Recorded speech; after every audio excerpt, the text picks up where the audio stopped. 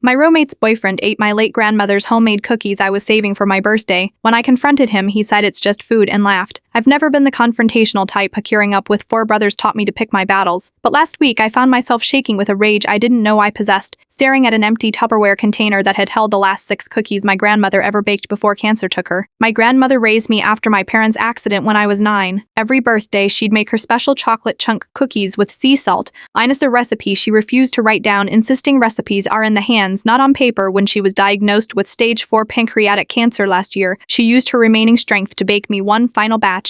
"For your next birthday," she had whispered, her hands trembling as she sealed the container. "When I can't be there." She passed away 3 months later. Those cookies weren't just dessert, they were the last thing my grandmother's hands would ever create for me.